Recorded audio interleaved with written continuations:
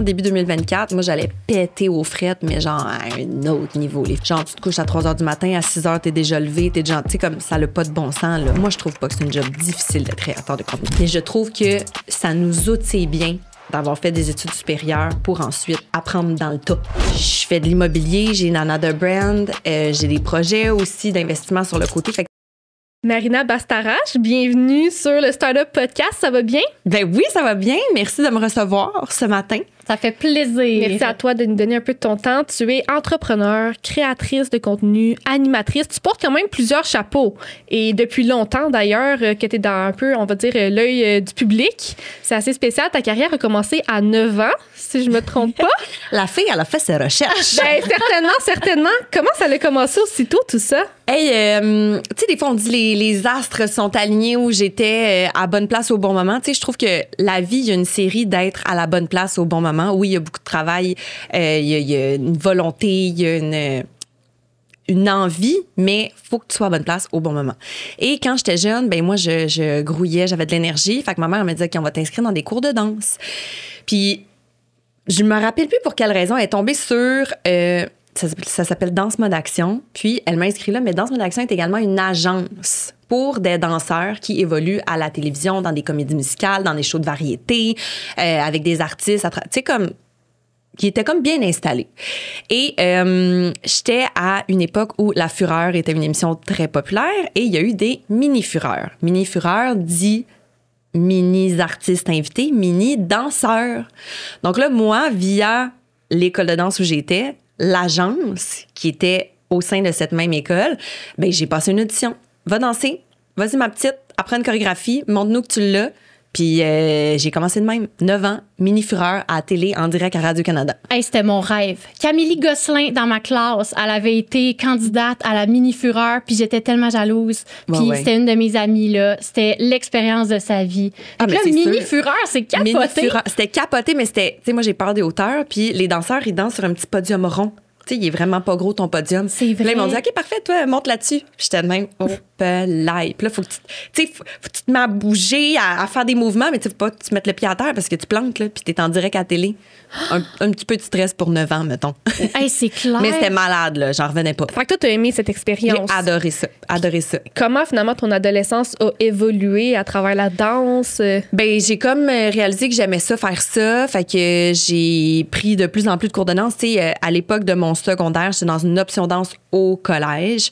Donc, je faisais du ballet classique, flamenco, moderne, contemporain. Tu sais, tout ce qui est plus comme, je vais dire, technique. Puis, en parascolaire, ben, je faisais tout ce qui, moi, m'amusait un peu plus. Genre, à l'époque, c'était du funky, c'était le hip-hop qui débutait. Tu sais, c'était tout ça. Fait que je me suis comme vraiment formée dans plusieurs styles de danse. Puis moi, ma grande force, ce n'était pas d'être la meilleure, mais c'était d'être très bonne dans tout. Fait que le fait que je pouvais... Au sein d'une même audition, il était comme, OK, on cherche une fille qui fait des pointes. Ben, je vais mettre des pointes. Après ça, on cherche une fille qui fait de la claquette. Moi, de faire un petit solo de claquette. On cherche une fille qui fait de la danse sociale. Je suis capable de la faire. Puis on cherche une fille qui va faire genre un drop de whacking, de street dance, de hip-hop. Ben, moi, c'était ça, ma force. Mais j'étais pas la meilleure dans tout. J'étais juste très, très bonne pour te le vendre. On dirait que c'est quand même enraciné dans ta personnalité d'être polyvalente parce que même ce qu'on connaît de toi aujourd'hui, tu fais beaucoup de choses. Ouais. Vraiment. Ouais. Mais c'est comme une petite peur, mais qui me nourrit. Tu sais, des fois, des peurs, c'est négatif. Tu sais, moi, je me suis toujours dit, je veux pas mettre mes œufs dans le même panier. Il y a trop de choses qui peuvent se passer dans la vie qu'on sait pas. Tu sais, parfois, la vie est fabuleuse, mais parfois, elle peut être cruelle, tu sais, pour aucune raison. Fait que moi, j'ai toujours eu ça, OK, mets pas tous tes œufs dans le même panier. Fait que même au sein de l'entrepreneuriat, je fais de l'immobilier, j'ai une Another Brand, j'ai des projets aussi d'investissement sur le côté. Fait que, tu sais, j'essaie de diversifier qu'est-ce que je fais parce que je me dis, s'il y en a un qui plante ou qui va moins bien, ben j'ai d'autres choses à côté. Puis j'étais de même jeune. Je me disais, je vais pas juste focusser sur un truc, je vais maîtriser plus de choses. Je sais pas. C'était comme une façon de me protéger. Mais très bonne stratégie. Là. Dernière nouvelle, diversifier, c'est une bonne décision. Ben, ça dépend. Parce que, est-ce que tu te fais challenger là-dessus des fois? Qu'est-ce que tu veux dire? Ben, maintenant, moi, j'écoute beaucoup des podcasts puis ça, de gens là, qui ont bâti des grosses entreprises puis ils disent, tu sais, enlevez pas votre attention, mettez pas votre attention sur plein de choses en même temps pour que votre projet fonctionne. Est-ce qu'il y a des fois des gens qui te challengent à ce niveau-là? Ben, C'est que je fais des investissements qui sont intelligents en fonction du temps que j'ai, en fonction des ressources que j'ai. Fait que je te donne un exemple, d'acheter des portes, puis que ce soit géré par un service de gestion, puis que moi, j'ai pas à m'occuper des locataires, mais je sais que pendant ce temps-là, mon argent a été investi à un bon prix dans un immeuble à revenus qui se paye tout seul grâce aux revenus, puis que dans 5 ans, je vais pouvoir le revendre, puis je vais avoir fait un profit avec ça. Ça nécessite pas beaucoup de montant. Non, effectivement. Mais c'est quand même de l'immobilier. Exact. Versus Nana, ça nécessite beaucoup de montants. C'est sûr que je prendrais pas ce même projet-là 2 fois. Je l'ai pas ce temps-là. Je comprends. Fait que c'est comme, je vais le diversifier, mais oui, mon focus au day-to-day est beaucoup plus sur Nana que dans l'immobilier. Puis l'immobilier, je vais peut-être avoir des conseillers ou des gens qui, eux, vont me dire « Hey, là, il y a un deal à faire là. Là, whoop, cette semaine-là, OK, je vais être un peu plus focusée sur le deal immobilier qui est à faire parce que il y a un window, puis il est maintenant, puis il faut que je le prenne. » Mais sinon, c'est ça. C'est pas la même quantité de temps à travers tous ces projets-là, parce que bien évidemment, il y a juste 24 heures dans une journée. Ben oui, clairement. Ça fait bien du sens. Mais c'est vrai qu'il y a différentes écoles de pensée. Puis il y a des gens qui sont comme, OK, tu as besoin de toute ton attention dans une chose, mais au bout du compte, peut-être qu'il y a des périodes où il faut plus d'énergie dans un certain projet, mais à long terme, là, dans 20 ans, c'est sûr que tu veux demeurer diversifié. Là, comme tes œufs peuvent pas être dans le même panier. C'est ça. Comme tu as dit. Ça me fait bien peur, moi, ça. Ben, je comprends. Que je moi aussi, je suis quand même team diversifié. Quand tu peux pas toujours. Là. Des fois, les ressources sont limitées, mais... Ben, en fait, moi, je pensais en temps puis en énergie. Je veux dire, si tu avais ton show de télé, plus Nana, plus si, tu sais... C'est un peu ça que je veux dire, parce que là, de ce que tu nommes, ton attention est différente. Oui, mais c'est sûr que c'est beaucoup. Puis tu sais, comme là, j'ai un podcast qui va débuter bientôt. Oh wow! Comment ça va s'appeler? Dis-nous. Party Pyjama. Ah! Ben voyons donc! Oh, ouais, ça va être bien le fun. Fait que ça, vous allez en entendre parler. Là, j'en ai pas parlé encore jusqu'à maintenant. Bref, fait que tu sais, ça aussi, ça nécessite de mon temps. Tu sais, vous le savez, les réseaux sociaux, nourrir ça chez Nana, chez moi, personnellement. Il y a ça aussi, quand je fais des chroniques à gauche, tu sais, tout ça prend beaucoup de temps, mais je pense que j'ai la personnalité d'être une fille de projet. Tu sais, même quand je dis « je suis brûlée », bien là, genre, j'appelle des fois mes amis « Hey, un nouveau projet qui s'est présenté à moi, je trouve ça intéressant. » Puis ça comme « Estique, Marine. » Tu sais, je suis cette personne qui est allumée par des projets. Mais quand je dis ne pas avoir toutes les œufs dans le même panier, ce que j'accepte de faire, j'y vais all-in, par contre. Je me dis pas « vu que j'ai 3 projets, par exemple, je fais 33% dans chaque. » Non. J'étais à 100% dans tout, mais effectivement, il y a des semaines que c'est plus ce projet-là qui va prendre de mon temps. Il y a d'autres semaines que c'est plus celui-ci. Puis moi, j'ai pas peur non plus de m'entourer de gens extraordinaires et de déléguer. Moi, là, ça, c'est l'affaire que j'aime le plus faire. Oui, il faut que tu aies des gens de confiance. Ça se bâtit pas en claquant des doigts. Mais, tu sais, moi, je suis rien sans tous les gens autour de moi. Là. Je sais très bien. Puis je leur dis à tous les jours, c'est pas toutes les semaines, c'est, tu sais, comme thank God for the people in my life. Là. C'est ça. Mais c'est clair que t'as pas le choix, mais voilà, ça a toujours fait partie de ta personnalité, même la jeune danseuse. Ouais, c'est ça. Puis, pour conclure, comme sur la partie de ta vie, l'adolescence, quand t'étais une danseuse, c'est quoi le plus beau fait saillant de cette partie de ta vie, une opportunité que t'as vécue, que t'étais comme aïe aïe? Ben, j'ai fait partie brièvement du film Step Up 5. On est allé tourner à Vancouver, quand même un film américain, tu sais, quand même nice de dire ça. On était costumés, fait que tu sais, il n'y a pas personne qui est capable de me reconnaître dans le film. Okay. J'étais pas le rôle principal, là. Attention, là, je vais faire... mais tu sais, j'ai quand même été 1 mois, il me semble que c'était 2 fois 2 semaines, ou en tout cas, bref, à Vancouver, parce que ça se tournait là, fait qu'il y avait besoin de talent aussi canadien. Tu sais, heureusement, on a des syndicats qui protègent les artistes au Canada puis au Québec par rapport à ça. Fait que bref, j'ai été appelée à faire le film Step Up 5. C'est quand même hot de dire que tu as fait partie d'un film américain. Puis je te dirais aussi les tournées de Marie-Mé au Centre Bell, là, avoir 20 000 personnes qui crient, même si c'est pas pour moi puis c'est pour Marie, là, c'est quand même un vibe là, de performer au Centre Bell là, avec genre, tu sais, la foule. Toute l'énergie. Je m'en souviens, là, on dirait du son, là. Puis l'énergie que ça te donne, puis toute l'adrénaline qui on dirait que je le sens dans moi. C'est fou, ça. Puis pas on oublie, mais tu sais, on pense d'abord et avant tout, normalement, à l'artiste qui est sur la scène, qui chante. Ouais. Mais tu sais, toute l'équipe en arrière qui danse, eux aussi, ils vivent the time of their life. Tu sais, comme... Ouais, tout ça c'était hot. Fait que ça, c'est quand même dans mes... Des beaux faits saillants. Des beaux faits saillants. Puis, tu sais, j'ai voyagé grâce à ça. Là, j'ai été 1 mois et demi à Paris, aux Folies Bergères, en comédie musicale. Tu sais, comme... Ça m'a permis de vivre des affaires que je me dis, ben je sais pas si j'aurais vécu ça autrement, tu sais. Fait que je suis vraiment reconnaissante des opportunités que j'ai eues. Très cool. Et puis, la carrière de YouTubeuse, c'est quand que ça s'est entré en jeu? C'est qu'en fait, sais, ma carrière de danseuse a comme bifurqué à un moment donné parce que je me disais, ben là, soit que je vais aux États-Unis puis je vais danser avec les grands parce qu'au Québec, j'avais pas mal tout fait ce que je pouvais faire. Fait que là, je me disais, ben soit que je fais ça puis genre, tu sais, tu recommences à zéro puis on y va. Puis j'ai plein d'amis qui l'ont fait, qui font des shows fous aujourd'hui ou qui en ont fait. Mais moi, on dirait que j'avais envie d'être autre chose. On dirait que j'étais tannée qu'on me dise, OK, tu vas porter tel vêtement, ton sentiment, ça va être ça, puis interprète ça. Tu sais, j'étais comme, on dirait que j'ai envie, moi, de placoter puis de connecter avec les gens. Et là, j'ai eu l'opportunité de dessiner pour Codef, qui est un show à vrac, qui a quand même fait beaucoup parler. Puis j'étais quand même avec des filles qui étaient très hot là, à cette époque-là, là, qui étaient, tu sais, Marianne Amadza, Virginie Fortin, Kat Etier, il y avait Marie-Pierre Morin, puis il y avait moi. Et en même temps, à peu près que ça, j'ai comme parti ma chaîne YouTube avec P.O. Baudouin parce que P.O., c'était un gars qui était dans le numérique, qui était alerte il a toujours été très, vraiment plus que moi, alerte au trend. Qu'est-ce qui se passe en ce moment? Les réseaux sociaux, c'est quoi? Le mouvement est vers quoi? Puis à un moment donné, il me dit, Marine, on a tellement une belle énergie ensemble, on devrait faire un projet. Pourquoi on se part pas une chaîne YouTube? Ça, c'est en 2014, 2015, dans ce coin-là. Puis c'était un de mes très bons amis, puis j'avais du fun avec. Puis je suis comme, mais moi, je connais pas ça du montage, je connais pas ça du YouTube. Tu sais, comme, I don't know what you're talking about, mais go. On le fait. On le fait.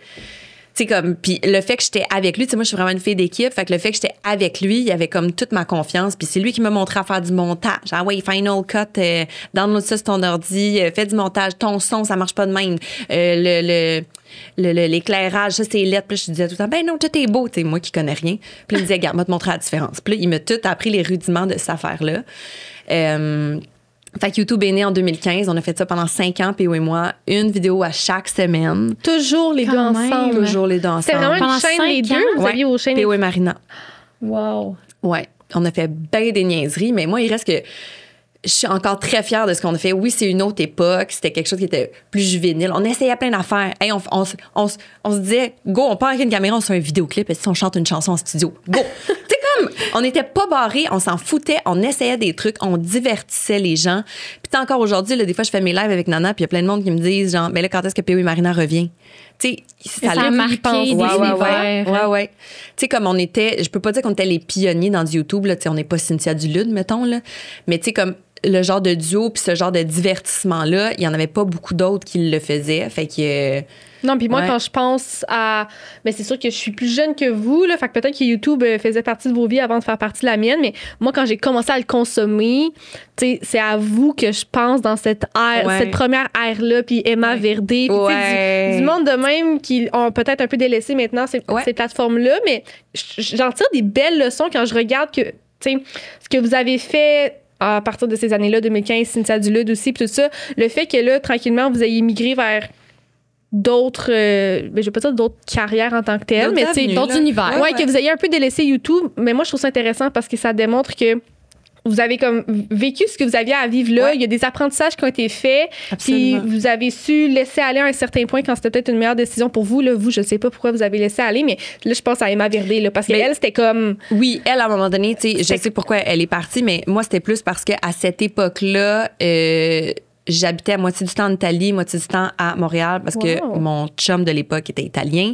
Fait que là, ça commençait à être compliqué de tourner des vidéos, moi, P.O. à toutes les semaines. Là. Toutes les semaines, c'était probablement Tu comprends? Il fallait se prendre bien d'avance parce que là, j'allais être partie pendant un mois. Fait que ça a commencé à être compliqué. Puis on est comme parti quand la chaîne allait très bien. Là. On n'avait pas une descente dans nos statistiques. On avait plein de partenaires. Mais c'est juste comme, hey, on a fait 5 ans. Là, on est peut-être ailleurs. La COVID est arrivée en même temps. Fait que c'est ça. On a arrêté ça de même. Ça a-tu été une décision difficile ou? Non, les deux, on trouvait que ça faisait du sens dans nos vies à ce moment-là. Mais tu sais, c'est sûr que moi, si tu me dis quand est-ce que tu as eu les plus grands fous rires de ta vie, c'est assurément sur la chaîne P.O. et Marina. Genre, de loin. De loin. Les niaiseries, la marde qu'on a dit, les affaires qu'on essayait. Puis c'est que moi, P.O., je suis sa fan numéro 1. Je l'ai toujours été, puis je vais toujours l'être. Ce gars-là, genre, Lou, des fois, il me dit, il suffit que P.O. y ouvre la bouche, puis t'es crampé. Puis je suis comme, oui. C'est ce genre qui s'invente pas. Oui, puis il va me dire patate poêle, puis je vais être comme... Mais quelqu'un d'autre va me dire ça, puis je vais être comme, comprends pas. Tu comprends-tu? P.O., il y a ça pour moi. Fait que, puis moi, je suis une grande ricaneuse. Fait qu'avec lui, là, j'ai ri, là. Puis tu sais, je vous le dis aujourd'hui, puis je ressens tout ça comme... J'ai vraiment eu du fun à faire la chaîne YouTube. Puis lui, c'est encore un de tes bons amis aujourd'hui. Ouais. Tu sais, il reste que nos vies font qu'on se voit pas aussi souvent que j'aimerais, mais PO fait partie de mes très, très bons amis. Là. Puis PO sait très bien qui je suis, puis je sais très bien qui il est. On a pu bâtir ça ensemble, puis c'est une personne qui est fabuleuse. Il a l'air exceptionnel. C'est un être humain vraiment d'exception. C'est ça que je veux dire. C'est vraiment un bel être humain. Quand j'entends parler de cette personne, c'est toujours comme très positif. Il a vraiment l'air hot. Puis, comme tu dis que déjà en 2015, puis depuis toujours avant, il était tellement à l'affût des tendances. Puis, je pense qu'aujourd'hui, je sais qu'il est agent de certains artistes. C'est full bénéfique, justement, parce que maintenant, il y a son agence, Muse, avec des créateurs de contenu qui sont super bons aussi. Tu sais, PO, il choisit très bien avec qui il veut travailler. Puis, le fait que c'est un agent, puis qui est au courant de ce qui se passe. OK, il y a un changement dans les algorithmes. OK, il y a ça. Faudrait plus faire ça. Il est tellement là qu'il peut tellement bien conseiller ses talents. Il est sur son X, lui, c'est... Écoute, je connais pas tous ses talents, mais je suis Kimberly Denis. Pardon si je le prononce mal. Puis, tu sais, elle, les collaborations qu'elle a fait sont débiles, sont tellement bien choisies. Hello tout le monde! Vous commencez à nous connaître au Startup Podcast. On adore vous faire découvrir des entreprises inspirantes, mais surtout québécoises. Et là, aujourd'hui, je suis très excitée de vous parler de Girl Power, une marque de suppléments créée par une femme pour les femmes. Cette femme, elle s'appelle Alexandre Rivard et elle est entraîneur et maman de 4 enfants. Leur mission est simple, aider les femmes à réveiller leur puissance intérieure avec des formules naturelles, efficaces et adaptées à leur réalité. Chaque produit a été conçu avec soin pour répondre aux besoins des femmes qui sont actives. Donc, pour avoir plus d'énergie, nourrir sa beauté intérieure, mieux récupérer ou encore retrouver l'équilibre digestif. Les produits sont vraiment adaptés au quotidien, les formules sont transparentes et sans ingrédients inutiles et la communauté est extrêmement soudée et inspirante. Chez Girl Power, on croit que quand une femme se sent bien dans son corps, elle peut tout accomplir et je partage à 1000% cette philosophie. De retour à votre épisode. Tellement un travail soigné, donc je me dis, si lui, c'est l'agent derrière, clairement, il est encore comme A1 dans ses choix. Là. Mais tu sais, Kim, elle avait déjà, on va laisser à César ce qui est à César. Tu sais, Kim, avec son chum qui est vidéaste, entre autres, il y avait déjà une image qui leur appartient. Mais c'est quand même une image qui colle très bien avec PO. Vraiment. T'sais, c'est sûr que PO, il encourage ça. Là. On lui envoie des fleurs. Vraiment exceptionnel. Fait que là, ça, c'était l'époque de ta vie. Puis quand même, moi, ça pique ma curiosité. Là. YouTube, il y a 5 ans, en 2015 puis 2020, est-ce que c'était lucratif? Est-ce que vous gagnez votre vie avec ça ou vous deviez avoir comme un side job? Bien, comme je te dis, on a tout le temps été très diversifiés. Tu sais, moi, je veux dire, c'était à une époque où je faisais Codef. Après ça, j'ai eu des shows à Musique Plus que j'animais. Fait que, tu sais, il y a quand même une partie qui est de l'animation. Après ça, il y a une partie qui est mes réseaux sociaux à moi, mon YouTube à moi, que je faisais aussi à cette époque-là. Instagram, il n'y avait pas TikTok à l'époque. En plus de ça, il y avait les réseaux de PO et Marina, donc sur YouTube. Puis, comme j'ai dit, tu sais, moi, je faisais des investissements immobiliers déjà comme plus jeune. Fait que c'est tout ça qui est mon portefeuille. Tu sais, c'est pas juste une chose. Puis Nana a débuté plus en 2019. Okay. Dans le fond, ce que je comprends, c'est que ta diversification te permet d'avoir des projets pour t'amuser toujours puis garder ta flamme un peu. Oui, parce que c'est drôle, je pense que c'est dans un podcast de Joe Cormier qui disait ça. Il disait que souvent les projets les plus fun ou les plus créatifs, tu fais pas une scène avec ça. Puis il y a des projets qui sont plus, je vais dire, normales ou plus standards. Puis c'est eux qui te donnent ton chèque de paye, dans le fond. Mais il faut que tu ailles tout ça. Parce que si tu fais juste des affaires plates, mais tu gagnes, là, t'es plus motivé, là, tu comprends? Puis si tu fais juste des affaires le fun, puis créatif, mais ça se peut que tu n'aies pas les moyens de mettre ça en branle, tu sais. Fait que moi, on dirait que je sais avec, OK, ça me prend X nombre d'argent, j'ai une équipe à payer, j'ai ci, j'ai ça. Puis après ça, qu'est-ce que moi, j'ai envie de faire qui va fitter soit avec moi ou que ça va être une façon de connecter avec les gens ou que c'est un projet super créatif, tu sais. Faut comme jouer avec ça. Oui, totalement. Puis quand tu compares l'ère des médias sociaux aujourd'hui en 2025 versus quand tu as commencé, quand tu étais sur YouTube, c'est quoi les plus grandes distinctions? Tu sais, t'en parles justement comment les choses sont produites, l'équipe qui peut en tourner un projet. Bien, c'est sûr que quand Instagram a commencé, tu sais, au début, là, vas-y, en 2013, là, 13-14, ben c'était vraiment genre une affaire de selfie, là. C'est comme c'était instantané. Les filtres, les c'était ça, là. Fait que c'était assez simple, il n'y avait rien qui était calculé, puis c'était le monde qui se prenait. Tu sais, comme ce qu'on fait en story, mettons, ben nous, on faisait ça en post. Tu comprends? C'était ça. Fait qu'aujourd'hui, c'est vraiment une plus grosse machine. Parce que ton post, il faut que tu ailles des reels, là, c'est de la vidéo. Vous savez c'est quoi de la vidéo? Il y a du montage à faire. Faut que tu prennes tu sais, c'est pas juste un clic, une petite selfie, là. Cling, fini. Non. C'est pas vraiment ça. Fait qu'il y a beaucoup plus d'organisation. Il y a des stories, il y a des reels, il y a des carousels, il y a des photos pour mettre par-dessus les reels. Puis après ça, c'est Instagram. Mais maintenant, il y a TikTok, puis il y a YouTube Shirts. Puis, tu sais, comme, ça y va, là. Fait que c'est vraiment plus engageant, plus de temps, j'ai envie de dire. Ah oui? Je pense que YouTube, le long form vidéo, c'était ce que c'était, puis c'est encore ça. Je vois pas vraiment de différence au niveau du temps que ça prend. Mais je trouve que là, tu sais, mettons, je parle souvent à Sissi, là, Cynthia Dulude, que j'adore. Puis, tu sais, Sissi, elle a jamais lâché YouTube, le long form. En plus de ça, elle fait du long form sur TikTok et du short form sur TikTok et du short form sur YouTube Shorts. Fait que, tu sais, à un moment donné, je suis comme, tabarouette, man, chapeau. C'est beaucoup.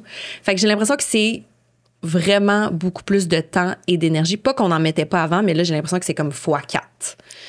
Mais c'est pas le même format qui rayonne de la même façon sur les plateformes. Fait que comme tu dis, c'est pas que vous mettiez pas assez de temps, mais c'était tel que tel. Tu sais, c'était la longue vidéo YouTube, le montage, comme ça se fait encore aujourd'hui, mais là, c'est décliné sous tous les formes. C'est pas juste comme tu changes le format de ton vidéo, c'est comme sur cette plateforme-là, il faut que tu parles, lui, il faut que tu fasses des voice-overs, lui, il faut que ce soit sans. C'est vraiment de temps. Fait que c'est beaucoup plus de temps. Fait qu'aujourd'hui, on voit beaucoup plus de créateurs qui ont des assistants qui vont les aider à organiser le calendrier, faire les publications, répondre à des courriels parce que c'est vraiment plus de temps. Puis tu sais, c'est ça au début, comme je vous disais, Instagram pour moi, c'était vraiment comme les selfies instantanés. Puis après ça, c'est devenu comme très léché, très dans la veine de justement Kimberly Denis. Tu sais, très propre, très beau, très parfait. Il y a des filles qui ont continué dans cette lancée-là puis qui le font très bien, genre Kim. Mais là, je trouve qu'on a un retour à quelque chose d'un peu plus vrai, un peu moins léché, un peu plus relatable. On est plus dans ça, j'ai l'impression. Puis moi, j'ai opté pour ce contenu-là un peu plus depuis la dernière année puis je vois vraiment une différence dans mes statistiques. Je suis certaine que oui, parce que moi, du contenu léché, ça me rejoint pas. Moi non plus. Ça me rejoint je vais être comme, c'est beau, mais je vais pas m'engager. Tu sais, je vais pas. Mais je vais pas commenter. On dirait que c'est pas un humain. Tu sais, si quelqu'un fait une joke, là, comme dernièrement, t'en fais beaucoup, là, des petits posts TikTok, tout ça, avec des insides. Puis on rit de la vie un peu, là. Oui, mais c'est comme, t'as le goût de liker, t'as comme une rage de relatable. Ben oui, t'es comme, oh my God, moi aussi. Ou genre, tu vas l'envoyer à ta chum de fille, t'es comme, c'est toi ça. Tu sais, comme. Puis moi, c'est ce genre de contenu-là que je cherche. Fait que je suis comme, pourquoi moi, je ferais pas ça, justement? Oui. Mais tu le fais bien, par contre, parce que des fois, ça peut devenir trop aussi, moins on-brand, puis tout ça. Mais tu sais, t'as toujours soit ta petite sucre nana ou quelque chose. Tu sais, on voit que tu plugues quand même tes autres projets à travers de tout ça. Est-ce que toi, t'as une assistante? Absolument. Oui, parce que là, mettons, il y a un an, début 2024, moi, j'allais péter aux frettes, mais genre à un autre niveau, les filles. Tu sais, comme. Mon chum me fait des interventions, puis Lou, il est fucking occupé, il a pas beaucoup de temps. On est rarement ensemble, mais là, il me faisait des interventions malgré le peu de temps qu'on se voyait. Parce qu'il était comme là, ça n'a pas de bon sens. Genre, tu te couches à 3 h du matin, à 6 h, t'es déjà levé, t'es déjà. Tu sais, comme ça n'a pas de bon sens, là. Tu sais, comme. Ça arrêtait juste pas. C'était pas viable, en fait. Mais je manquais vraiment de. J'ai fait un gros changement avec Nana, là. Je manquais de staff, fallait réorganiser ça. Fait que Nana a occupé beaucoup de mon temps en début 2024. Puis aussi pour moi, pour mes réseaux sociaux, je voyais que là, comme j'avais besoin d'aide, parce que justement, comme on l'a dit, c'est décuplé, là. C'est comme, faut en faire plus, faut le planifier. Mais là, avec Nana qui grugeait beaucoup de mon temps à travers ça, j'arrivais pas à pallier à mes besoins, à mes réseaux à moi. Mais en même temps, c'est mes réseaux à moi qui m'amènent ma principale source de revenus. Fait que là, j'étais comme, OK, ça fait pas de bon sens que je mette pas. Tu sais, si ça m'amène 80% de mon revenu, mais que je mette 2% d'énergie là-dedans, ça n'a pas de bon sens, tu sais. Fait que, mais là, c'est de trouver la personne. Là, je voulais pas mettre une annonce sur mes réseaux sociaux. Allô, je cherche une assistante, ça m'adonnait pas. Moi, je suis pas comme ça. Moi, je suis plus comme, tu connais-tu une fille qui connaîtrait pas une fille que dans le fond, sa voisine, elle serait intéressée? Moi, je suis là. Je suis dans ça. Moi, je suis le word of mouth. Genre, la fille qui connaît l'autre. Ça veut pas dire qu'elle va être bonne, mais je suis vraiment plus dans ça. Fait que je me suis mis à juste ouvertement placoter partout où j'allais. Ouais, moi, je vais me chercher une assistante. En tout cas, si jamais vous connaissez une fille qui connaît une fille. Tu sais, comme, c'est de même, justement, que j'ai réussi à trouver mon assistante qui est avec moi depuis juillet dernier. Quand même. Ouais, ça t'a pris quand même un moment. Ben c'est ça, j'allais dire. Comment t'as fait le moment entre? C'est qu'au début, en fait, j'avais tellement pas de temps que j'étais comme, je peux pas mettre d'énergie pour essayer de trouver une fille. J'ai pas ce temps-là pour essayer. Mais là, tu trouves pas la fille. C'est comme, c'est un cercle vicieux, là. T'as pas de temps. Tu pètes aux frettes. T'as besoin de quelqu'un, mais t'as pas le temps de la chercher. T'as pas le temps de la former. T'as pas le temps de la rencontrer. Fait que là, mon premier 6 mois de 2024, ça a été de la merde. On va le dire bien comme faut. J'ai pas eu de fun. a pas eu de fun, des breakdowns, tout ça. Puis là, ben déjà, avec Nana, ça s'est placé. C'est en train aussi de se placer. On a encore du nouveau staff qui rentre. Puis moi, de mon côté, ben avec mon assistante qui est là temps plein, ça m'aide beaucoup. Fait que là, je suis plus quelqu'un de stable. Tu sais, je dors 8 heures par nuit. Ça faisait longtemps que ça m'était pas arrivé. Mais là, depuis un bout, tu sais, je suis là. Ça, c'est une bonne nouvelle. Très important. Quand même, là. Pour ta santé physique et mentale. Ouais, là. Puis avec l'assistante, ton assistante, je veux dire, c'est quoi le workflow? Comment ça fonctionne? Parce que c'est intéressant de comprendre que, tu sais, comme tu dis, là, la création de contenu, c'est rendu comme une job exigeante quand même. Ouais. Ben, pas que ça l'était pas, là, mais en tout cas, vous voyez ce que je veux dire? Ouais.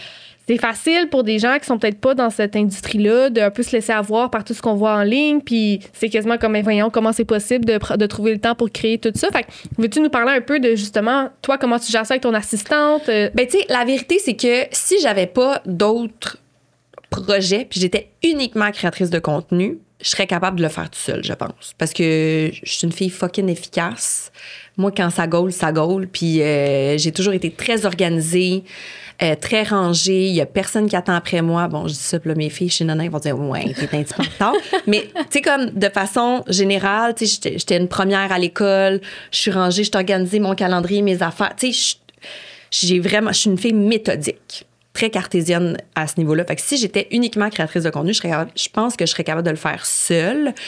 Est-ce que c'est une job qui est difficile? Et là, j'entends mes compères créateurs de contenu qui n'aimeront pas ce que je vais dire. Moi, je trouve pas que c'est une job difficile d'être créateur de contenu. Est-ce que ça prend du temps? Énormément. Est-ce que ça prend de l'organisation? Énormément. Est-ce qu'il faut que tu parles avec des clients qui des fois, là, on dirait que tu es comme Colin, j'essaie de t'expliquer orange, puis tu me parles de vert. Là. On n'est pas à la même place. Puis il faut que tu t'obstines. Puis regarde, moi, mon image, c'est ça, puis je veux pas me dénaturer. Puis oui, il y a des frustrations. Il y a des frustrations de comme, OK, il faut que je tourne pour un pot de crème, puis genre, est-ce que j'ai de l'eczéma d'en face cette semaine? Qu'est-ce que je fais? Tu sais, comme... Oui, il y a beaucoup de choses. C'est beaucoup d'organisation, c'est beaucoup de planification, c'est beaucoup de temps. Mais est-ce que c'est difficile? Non. Moi, je ne vais jamais dire que c'est un job qui est difficile. Être entrepreneur, c'est 10 sur 10 difficile. Être créateur de contenu, c'est un 2. J'entends ce que tu dis. Oui. On n'est pas là. Puis, tu sais, je veux dire, moi, j'ai fait plein de jobs là, dans ma vie. Là. J'ai été réceptionniste au téléphone, j'ai été commis de bureau, j'ai été sauveteur, j'ai été professeur. Tu sais, comme, j'ai fait vraiment beaucoup de jobs dans ma vie. Fait que jamais je vais dire qu'être créateur de contenu, c'est difficile. C'est du temps. Ça, je vais jamais dire le contraire. Fait que c'est du temps parce que le nombre de courriels. Faire ses impôts, c'est souvent compliqué et ça prend du temps. Mais avec Accès Impôts, c'est tout le contraire. Fini le casse-tête. Tu réponds à quelques questions en ligne, téléverses tes documents, puis un professionnel prend le relais et les délais de production sont ultra rapides. C'est 100% en ligne, simple, rapide, abordable et sécuritaire. Que tu sois salarié, travailleur autonome ou que tu veuilles juste éviter la paperasse, c'est la solution idéale. En plus, on a un cadeau pour toi. Avec le code Startup Podcast 5, tu économises 5 $ sur ta déclaration. Ne remets plus ça à plus tard. Confie tes impôts à des professionnels en visitant le lien en description et profite de ton temps pour ce qui compte vraiment. Le back and forth. Le nombre de courriels, les back and forth pour faire approuver que, OK, mon produit, c'est ça, voici ma photo. Ah oui, mais là, mettons, tu me ferais-tu une photo plus demain? Là, OK, parfait. Là, reshoot. Refais la maudite photo. Puis là, je te parle d'une photo, mais des fois, c'est une vidéo. Hein. Puis là, c'est le montage. Puis là, c'est la musique qui est pas bonne. Puis là, c'est la typo. Puis là, oui, mais attends, on l'a pas vu assez. Là, peux-tu me le mettre plus tôt? Mais là, les back and forth, là, c'est comme... Je connais une agente d'artistes qui travaille avec des comédiens, là, puis des chroniqueurs, des animateurs, puis qui me dit que lorsqu'elle s'est immiscée dans le monde du réseaux sociaux, et des clients de réseaux sociaux, elle me dit, j'ai jamais répondu à autant de courriels de toute ma vie. Ça n'a pas de bon sens pour un projet, le nombre de back and forth. Puis là, tu as des appels de brief qui durent 1 heure où, dans le fond, ils font juste te lire un PowerPoint qu'il aurait juste pu m'envoyer puis ça m'aurait pris 5 minutes à lire, mais ça fait partie de ça. Tu sais, comme, il y a beaucoup de back and forth. Après ça, tu veux créer. OK, parfait, tu te bookes que le mardi, c'est là ta création, mais le mardi, quand il pleut puis c'est gris. Puis là, il n'y a pas de lumière qui rentre. Puis là, toi, on t'a demandé dans ton brief que ce soit lumineux. Puis là, t'essayes avec des lumières, mais des lumières, des fois, ça donne pas l'effet d'un... Tu sais, comme... il y a beaucoup de gossage, Ouais, j'ai des envie de dire, de détails. Puis là, c'est comme, OK, avec ma canette, j'ai mis, je sais pas moi, une petite branche de foin d'eucalyptus, puis je sais pas moi, un verre. Puis là, ils vont dire, ah oui, mais c'est ça, nous autres, on essaie de se tenir loin de l'eucalyptus parce que dans le fond, notre compétiteur, il met ça dans ses photos, fait que ça marchera pas. Tu peux-tu comme me le faire disparaître? Puis c'est comme, ben, pas vraiment. Fait que c'est comme, ben, reshoot. Tu sais, comme, il y a beaucoup Mais tu de l'expliques gossage. très bien, Il y a je beaucoup trouve, de vraiment. gossage, de petites affaires qui ont l'air donc bien insignifiantes, mais que finalement, ton projet, il avance pas à cause de ça. Après ça, il y a comme, c'est quoi mon brief? C'est quoi mon concept? Là, faire de la recherche. Qu'est-ce qui se fait en ce moment? Je veux pas être comme tout le monde. Qu'est-ce que ci? Qu'est-ce que ça? Trouver la bonne musique libre de droit. Tu sais, comme, c'est beaucoup de gossage puis de petits détails. Puis après ça, ben, être créateur de contenu, de façon générale, c'est être travailleur autonome. Travailleur autonome dit que tu as une comptabilité qui est pas mal plus complexe aussi. Après ça, tu t'embarques dans... Moi, j'ai des compagnies. Fait que j'ai pas juste de la comptabilité, j'ai des états financiers, j'ai des quarterly bilans à faire. Tu sais, comme, Oui. there's a lot there. Puis à un moment donné, moi, je fournis plus, tu sais. Fait que c'est ça que mon assistante m'aide à faire. On planifie des calendriers, on planifie des jours de tournage.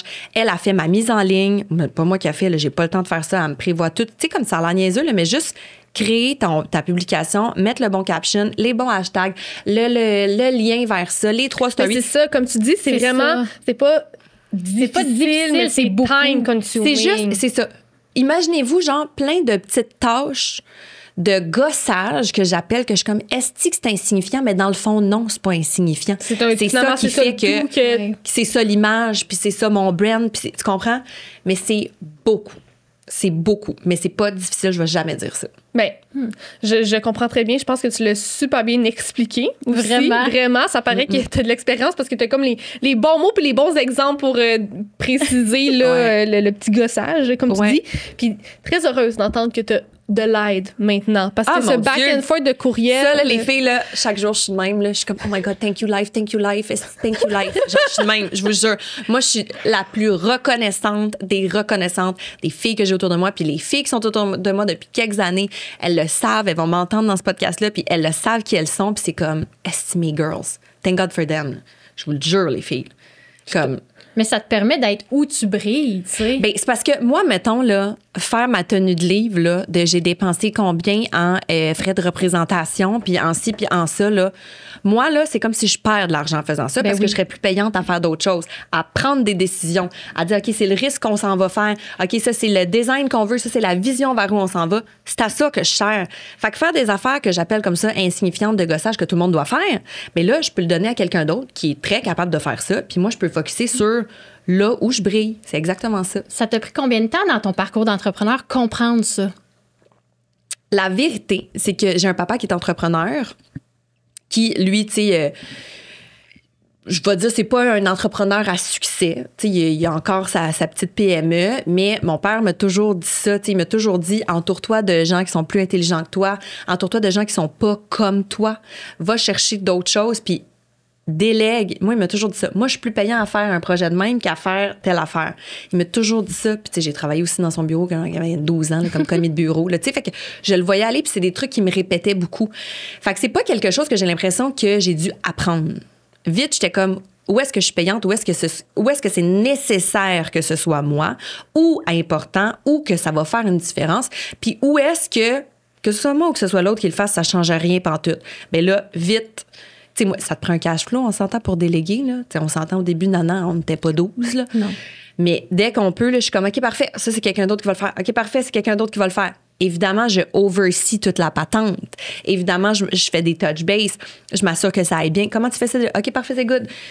Oui, mais le day-to-day, il y en a beaucoup que moi, je veux déléguer. Mais c'est parfait. C'est comme un mantra qui t'a inculqué, là. Vraiment. C'est naturel Ouais, chez ouais, toi. ouais. C'est vraiment Puis Dad, beau. il m'a toujours dit ça. Puis ça, là, ça aide vraiment avec les frustrations de ceux qui ont de la misère à déléguer, là, mettons. Dad, il m'a toujours dit, faut que tu délègues. Mais chaque fois que tu délègues, faut que tu saches que ce sera jamais fait comme toi. Mais si c'est fait à 80 ben ça t'a sauvé 80 Puis toi, tu viens juste peaufiner ton petit 20 qui manque. C'est pas grave. Ou tu acceptes qu'il y ait un 20 qui soit moins bien fait dans tel niveau, puis c'est correct. Mais toi, pendant ce temps-là, justement, tu fais d'autres choses. Mais il faut que tu saches que moi, vraiment, que tu délègues, ça sera pas parfait, ça sera pas fait comme toi. Fait que pars avec ça. Fait que moi, quand je délègue, là, je le sais qu'ils font pas les mêmes méthodes que moi. Je sais qu'ils font pas ci, qu'ils font pas ça. Mais si je vois qu'à un moment donné, OK, ça, c'est un irritant pour moi, je dis, OK, là, les filles, maintenant, il faut que ça soit fait de même. j'ai coach, j'ai en ligne vers où est-ce que je veux qu'elles se rendent. Puis parfois, c'est elles qui me coachent. Ils sont comme, ouais, mais Marine, c'est bien beau que tu veux faire ça de même, ça marche pas par X raison. Puis je suis comme, ben, tabarouette, t'as raison.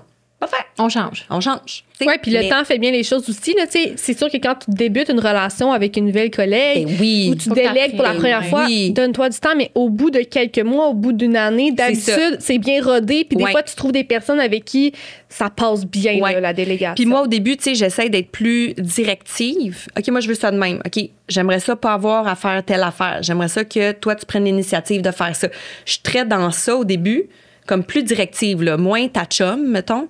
Pas du tout en manque de respect, là, vraiment pas, là, mais moindrement que ça, c'est acquis. Là, après ça, on vient vraiment comme coworker. Puis là, des fois, je dis, pourquoi ça, c'est pas fait? Ah non, mais parce que ça, Marine, j'ai pris la décision. OK, parfait. Tu sais, là, je suis plus easygoing parce qu'il y a un début qui a été bien installé, bien morcelé pour que la fille qui travaille avec moi comprenne, OK, Marine, elle s'attend à ça. Elle veut ça, elle travaille comme ça. Je pense que c'est une très bonne façon de procéder. Vraiment. Et là, tu nous as dit tantôt, Nana the Brand, c'est parti en 2019. Ouais. Pourquoi? Tu sais, comment t'es venue cette idée? Ben, l'idée de Nana est née en 2018. La première collection a vu le jour en 2019. Dans le fond, moi, mon père est entrepreneur. Comme je vous dis, c'était pas nécessairement une histoire à succès. Puis moi, je me suis toujours dit, moi, je serais jamais entrepreneur. Je me suis toujours dit ça parce que je voyais mon père qui était toujours préoccupé, qui travaillait beaucoup d'heures, qui était pas beaucoup là. Tu sais, nous, c'est vraiment maman qui s'est occupée de nous. Maman, elle avait un job gouvernemental comme ergo. Puis, tu sais, je voyais ma mère rentrer à la maison. Elle rentrait à la maison, elle était là avec ses enfants. Puis, je voyais mon père il rentrait tard. C'est ça, il était très préoccupé dans ça. Puis, je me disais, je veux pas cette vie-là, moi. Je veux pas cette vie-là. Mais quand t'es passionné de quelque chose, Chris, ça te rattrape. C'est bien beau que tu dises, je veux pas. Fait que moi, j'ai un bac en comptabilité. Moi, je m'en allais pour être CA. T'es comme, j'aurais pas besoin de personne, m'en faire mon argent, m'avoir une job qu'on va toujours avoir besoin, m'avoir la paix. T'as fait un bac en comptabilité en étant danseuse et youtubeuse. Ouais. Wow! Non, mais on a sauté par-dessus. Là, la première fois qu'on t'a vu, Marina, au pop-up. Qu'est-ce que j'ai dit? Non, c'est incroyable ce que je vais dire. Là. C'était la pire situation ever. Il faisait chaud dans le local. Il faisait... qu'on crevait! Il faisait 50 degrés. Dans le local à côté? Oui, dans le fond, on recevait la tournée de pop-up. Dans le fond, puis là, cette journée-là... Avec Pop Underwear, Nana Girl Mouillait Crush. Sio. Okay, il mouillait, puis il faisait chaud dans le local. Puis à la limite, je pense qu'il chauffait quasiment le local, là, tellement qu'il n'y avait pas... On cuisait, là. Puis dans le fond, ils nous ont... Au départ, c'était supposé être dehors, OK? Puis là, on a trouvé un autre local, tout ça, à côté du salon. Puis, tu sais, on avait déménagé les shampoings, puis tout, parce qu'en tout cas, c'était supposé être un autre circuit. Mais bref, tout le monde était à bout. C'était votre dernier pop-up de la tournée. Vous étiez brûlés, OK? Mais comme, on le sentait que c'était comme, le monde, tu sais, il levait les boîtes, puis il faisait chaud avant que les clients arrivent. Puis, avant que les clients arrivent, t'avais le gros smile d'en face, tu dansais, tu craquais tout le monde. Quand les clientes sont arrivées, tu dansais, tu craquais tout le monde, tu parlais à tout le monde. Le gros smile, puis les autres, ils sentent... Puis je suis rochante. Sans rien dire de négatif sur les autres. C'est juste que, en fait, tu sortais du lot positivement. Puis j'étais comme, comment elle fait pour se tenir debout? Mais t'es fine de me dire ça. Non, mais moi, ça m'a vraiment marqué. Puis, tu sais, je te suivais plus ou moins sur les médias sociaux. Ça m'a amené à te suivre sur les médias sociaux, puis là, voir que ton contenu était plus vrai, puis tout ça. Puis j'étais comme, OK, mais... Ce qui m'a marqué le plus, c'est qu'avant que les gens arrivent, t'étais comme ça, puis après aussi, puis ça fait vraiment du sens avec tout ce que tu racontes là, finalement. Fait que, tu sais, oui, le côté, tu sais, comptabilité, puis tout ça, mais ton côté naturel, ça, pour toi, ça doit pas être difficile d'être comme ça. Si dans cette situation-là, épouvantable, les clientes essayaient du linge, puis le linge était trempe après, là. Non, mais la vérité, tu sais, je suis chanceuse parce que j'ai le bonheur facile. Ça prend vraiment beaucoup pour me jeter à terre. Ça, tu sais, on dirait que plus jeune, tu sais, j'ai eu des situations qui étaient pas si simples émotionnellement, avec la famille, tout le kit. Puis, tu sais, ma mère a tout le temps été de même. On se lève, on est de bonne humeur, on avance, on y va. Oui, ça amène d'autres problèmes de, OK, à un moment donné, il faut évacuer les sentiments aussi. Mais j'ai comme, je sais pas pourquoi, je pense que ça vient de môme, je le sais pas, mais j'ai comme cette fougue en moi de no matter what happens, ça va aller. Mais je sais pas, ça me vient d'où. Puis j'ai d'autres amis à moi qui sont des amis super proches, ou même mon chum, que plus facilement, ils sont jetés à terre, tu sais. Puis on dirait que moi, puis tu sais, papa aussi m'a souvent répété, il dit, ton problème, c'est pas un vrai problème. Va voir les enfants qui sont à l'hôpital en ce moment. Ça, c'est un vrai problème. Tu sais, oui, je comprends qu'il y a une partie de, OK, on deal pas avec le problème de l'enfant, là, de parler de ses sentiments. Je suis bien d'accord. Mais d'un autre côté, à chaque fois qu'il y a quelque chose qui se passe, je suis comme, y a-t-il quelqu'un qui va mourir? Y a-t-il quelqu'un qui est en danger en ce moment à côté de moi? Ben, ça va, dans le fond, ça va. Fait que ça m'amène à prendre les choses à la légère. Pas qu'elles ne soient pas importantes, mais c'est ça. Je vois le positif à travers tout ça facilement. Puis, tu sais, comme moi, mon frère est urgentologue, là. Lui, il deal avec des vies des gens. Moi, je pourrais jamais faire ça. Parce que moi, quand la merde pogne chez Nana, je suis tout le temps comme, y a-t-il vraiment quelqu'un qui va mourir? Je dis ça tout le temps à tout le monde. Fait que, tu sais, moi, je pourrais jamais être urgentologue parce que là, je serais comme Chris, oui. C'est ça. Tu comprends-tu? Mais je pense que c'est ça. Je sais pas si ça vient de ma mère, de mon père, de l'éducation que j'ai eue. Ça semble être une philosophie un peu dans laquelle tu as été élevée, puis aussi, tu l'as nommé, puis ça rentre dans les détails. Tu sais, quand tu vis des épreuves, c'est sûr que ça forge ton caractère. Puis, tu sais, moi, mon père, il est décédé il y a 4 ans. Je te garantis qu'aujourd'hui, là, ça m'en prend pas mal plus. C'est ça. Pour ruiner ma journée, là, mais vraiment plus. Là, puis je m'en rends compte. Là, je suis comme. Ça remet les pendules à l'heure, j'ai l'impression. Vraiment. Tu sais, ça amène un bonheur plus facile. Puis pour ça, il faut que tu vives des défis. Puis tant mieux pour ceux qui en vivent moins, mais quand t'en vis, c'est le fun parce que c'est le fun parce que tu grandis de ça, puis ça se ressent vraiment dans ton énergie. T'es très authentique, puis t'es vraiment rayonnante. Sincèrement, puis l'exemple que Cam donne, il fait tout son sens, puis ça, c'est beau à 110%. Mais là, pour revenir au bac en comptabilité. Ça, c'est... Je le savais pas. Et les filles, j'haïs la comptabilité. J'haïs la fucking comptabilité. Mais tu t'es dit qu'il fallait que tu sois moins heureuse? Ben, la vérité, c'est que, tu sais, justement, Dad, il n'y a pas eu comme une histoire à succès. Maman était ergo. Tu sais, je sais qu'on a eu des problèmes financiers quand on était jeunes, ben des affaires. Puis moi, je me suis dit, OK, moi, je ne vais pas dépendre d'un homme pour avoir de l'argent. Moi, je ne vais pas avoir une job que demain matin, je pourrais peut-être la perdre. Je voulais pas ça. Puis, c'est drôle parce que, tu sais, il y a beaucoup, justement, de médecins dans la famille, mes grands-parents, mon frère, le kit, puis, ou des ingénieurs. Puis, tu sais, puis moi, on me disait tout le temps, toi, t'es une artiste. Puis j'étais comme, esti, il me trouve que je suis une dummy. Dans le fond, il trouve que je t'épaisse. Il me dit, je suis une artiste. Moi, je voyais ça comme péjoratif d'être une artiste. Fait que je pense qu'il y avait un peu de moi aussi qui voulait prouver que, genre, je suis une fille de chiffre en esti, aller faire mon bac, puis moi, être CA. Tu sais, il y avait ça aussi. Versus aujourd'hui, je le vois quand ma famille me disait, toi, t'es une artiste. Tu sais, le côté créatif, le côté d'imaginer des choses, d'avoir une vision, d'essayer des affaires, d'être passionné. Tu sais, d'avoir cette fougue-là, justement, qui m'habite pour tous les projets que je fais. C'est ça, être une artiste aussi pour moi. Puis oui, j'ai un côté qui est une brain de chiffres, qui comprend, qui est très logique, qui est très cartésienne.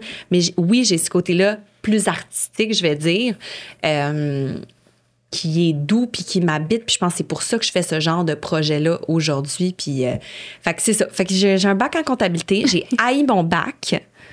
C'était pénible, les filles. Tu sais, comme j'étais juste comme, là, c'est vraiment ça que je m'en vais faire pendant 3 heures dans un cours. Tu sais, comme ça m'allumait pas. Mais comme je vous dis, moi, je voulais pas de risque financier. Je voulais pas dépendre d'un homme. Je voulais être safe. Tu sais, c'était ma sécurité, encore une fois, tu sais, qui était là. Puis à un moment donné, ben, la vie m'a amenée dans le monde de la télé, puis là, des réseaux sociaux. Puis là, je me suis dit, OK, ben, je peux être safe en ayant des jobs moins conventionnels, entre guillemets, mais je vais me diversifier. Fait que, tu sais, j'ai comme cette peur-là de pas être safe, de pas pouvoir subvenir à mes besoins, elle est bien là. Mais c'est juste que je l'ai comme channelé pour faire quelque chose avec ça de positif. Vraiment, c'est ce qu'on entend. Là. Puis, tu sais, je veux dire, le bac que tu as fait, bon, peut-être qu'aujourd'hui, c'est pas ça qui a monté ta carrière, mais t'as acquis des connaissances, une crédibilité. Ben Quand tu t'assois avec la banque, là, je suis pas mal sûre qu'elle est contente d'entendre que tu as un bac en comptabilité. Il y a toujours... Moi, j'ai vraiment la fibre entrepreneuriale, mais je suis aux études aussi en ce moment. Puis je me dis toujours que cette décision-là de faire mon bac, elle est importante parce qu'elle va toujours m'apporter une crédibilité parce qu'on... Ben même de simplement mener à terme quelque chose. Oui, moi, j'ai commencé mon bac, là, puis je l'ai fini. Puis c'était pas simple, là, je tournais, puis j'avais plein d'affaires en même temps. Mais juste comme j'ai mené mon projet à terme, je l'ai commencé, je l'ai entamé et je l'ai fait jusqu'à la fin. Même juste ça, tu sais, moi, je suis très pro-école. Tu sais, je suis allée au secondaire, je suis allée au collège Jean-Eudes, qui est un très bon secondaire sur l'île de Montréal. Puis ils m'ont appris beaucoup de choses. Tu sais, leur slogan, c'est comme une école de vie pour la vie, mais c'est vrai. Genre, les bonnes manières, les façons de s'exprimer, les façons de se présenter, qu'on fait un exposé oral, les ci, les ça. Après ça, tu sais, mon cégep, bon, ça, je vais dire, c'était peut-être moins important. Mais l'université, justement, d'amener des projets à terme, t'es libre de faire ton horaire quand tu veux. Voici ce que tu dois faire d'ici 3 mois. Il faut que ce soit réglé. Gère ton horaire, planifie tes trucs, organise-toi avec des gens qui ont peut-être pas la même personnalité que toi. Il y en a que ça va bien, que ça va moins bien, de s'aider. OK, elle, c'est ça, ses forces. Elle, c'est ça, ses forces. On va faire le projet de même. L'éducation amène beaucoup de choses. Tellement. Après ça, oui, tu sais, comme je connais j'ai des amis qui sont entrepreneurs qui sont pas allés dans les études supérieures, ils sont pas moins intelligents pour autant. Eux autres, ils ont appris avec la vie. Mais je trouve que ça nous outille bien d'avoir fait des études supérieures pour ensuite apprendre dans le tas. Il y a 10 ans, à seulement 24 ans, Gabriel et Jean-François ont lancé l'entreprise Logis Expert avec une ambition folle, transformer l'immobilier en un véritable écosystème intégré. Ils démarrent avec quelques immeubles, ils apprennent vite et en 10 ans, leur vision devient une machine de croissance. 4000 logements, un rythme de 400 unités par an et 6000 portes d'ici 2028. Dans un monde où l'entrepreneuriat immobilier est souvent un casse-tête, Logis Expert a prouvé avec de l'audace, une vision claire et une équipe soudée que tout est possible. Envie d'en savoir plus sur leur approche et leurs projets d'avenir? Rendez-vous sur le lien en description et suivez leur évolution dans le monde du développement immobilier. Mais moi, je pense que c'est une éthique de travail aussi. Tu sais, une grosse partie de ça. Puis après ça, ça t'aide à faire toutes les tâches poches que t'aimes pas, que t'as pas le choix de faire dans ton rôle d'entrepreneur après. Ça te donne le réflexe de le faire. Mais moi, c'est toujours ce que... Mais je suis tellement d'accord avec vous. C'est ce que je répète à mes amis quand je me fais challenger à « Ah, t'as plein de projets, mais là, t'es à l'uni en même temps. » Puis je suis comme « Oui, mais... » Parce que moi, là, au bout de mon 3 ans de bac, là, je vais mettre... Puis je veux pas que ça sonne dramatique, mais tu sais, je vais mettre botter le cul pendant 3 ans pour faire quelque chose que j'aime pas tant que ça. Tu sais, fait que, comme tu dis, la rigueur puis l'éthique que ça m'apporte a tellement de valeur parce que ça me challenge chaque semaine à mettre des heures dans quelque chose que j'ai pas trop envie de faire, mais tu sais que je fais pareil. Fait que... Puis on s'entend que la vie, là, tous les jobs, peu importe la job que tu fais, qu'elle soit gouvernementale, que tu sois un entrepreneur, peu importe, il y a aucune job qui est 100% nice, là. Il y a toujours des affaires poches qui viennent avec ta job, c'est sûr. Fait que tu sais, totalement d'accord avec ça. C'est un bel exercice, je trouve. Donc là, tu as fait ton bac, patati patata, puis là, on était rendu à parler de Nana, puis tu as parlé du bac. Est-ce que c'est parce que, justement, tu étais rendu à vouloir diversifier, te lancer dans un projet qui t'amènerait à autre chose ou c'est pas ça? Bien, il y a comme un... C'est parce que Nana a comme commencé drôlement. Je l'ai pas commencé seule. C'est-à-dire que le nom m'a toujours appartenu. Je suis la fondatrice de Nana The Brand. C'est moi qui ai choisi le nom parce que Nana, c'est mon surnom. Mais c'est quelqu'un qui est venu me voir puis qui me dit « Hey, moi, je fais la ligne de Bruni-Surin, je fais la ligne de Véro, je fais la ligne de Ricardo. » Puis on dirait que... Moi, c'était à l'époque où j'étais à Codef, je pense. J'aimerais ça faire une ligne avec toi, tu sais, avec quelqu'un d'un peu plus jeune, tu sais, d'aller chercher un autre marché.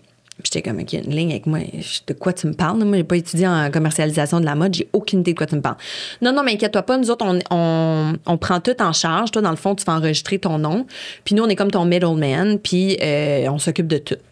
Mais s'occuper de tout veut dire que moi, j'avais pas de contrôle. Mais en même temps, je connaissais rien. Fait que... Let's go. OK. Puis il me dit, qu'est-ce que t'aimerais faire? Puis moi, c'était à une époque où je voyageais beaucoup. Fait que j'ai juste dit, ben moi, j'aimerais ça être en maillot de bain toute ma vie sur le bord de la beach. Fait que pourquoi on ferait pas des maillots de bain? Fait que ça a débuté ainsi avec... On n'avait pas de présence sur le web. Là, on dirait qu'on est des dinosaures en disant ça. Là, mais comme en 2018, c'est pas toutes les brands qui avaient une présence sur le web. Et eux, leur modèle d'affaires, c'était de vendre à des détaillants. Fait que là, on a présenté le projet à plusieurs détaillants. Puis Simon nous a dit, oh my God, nous autres, on saute là-dessus. On veut être l'unique distributeur de Nana The Brand pour la première année. En 2019, on achète les maillots, go, tu sais. Fait que je me suis lancée là-dedans en disant, tu sais, on me présentait des maillots. Je disais, j'aime plus ça, plus cette couleur-là. Tu sais, je faisais partie du design, mais pas de A à Z. Là, j'ai pas choisi le tissu, mettons. Là, tu comprends-tu? J'avais pas cette expertise ni. Tu sais, c'était vraiment comme au look. Puis après ça, ben Marina, tu vas faire la campagne. C'est toi l'image. Fait que évidemment, c'est toi qui vas les porter. Fait que là, je pouvais choisir, mettons, mon photographe avec qui j'aime travailler, ma maquilleuse, tout ça. Puis après ça, la mise en marché, elle se fait chez Simons. Puis c'était mon partenaire, dans le fond, qui s'occupait de tout ça. Fait que j'avais pas de risque, mais j'avais pas vraiment d'implication. Puis à un moment donné, l'histoire, c'est que je me suis mis à poser des questions genre, hey, nous, on fait où nos maillots? On les fait en Chine. OK, mais on est sûr que nos usines sont legit? Ah oui, t'inquiète-toi pas, on est correct. Je suis comme, OK, mais on a-tu de la paperasse? Ah non, mais ça, Marina, c'est notre côté. Ça te concerne pas. Puis moi, malheureusement, j'aime pas ça me faire dire non. Puis j'ai une bonne tête de cochon. C'est ça l'affaire.